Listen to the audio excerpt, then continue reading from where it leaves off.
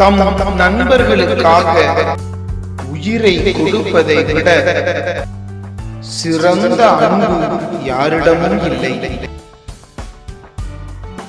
திருத்தூதர் யோவான் எழுதிய பரிசுத்த நற்செய்தி 15வது அதிகாரம் 13வது இறைத்திருவசனம்.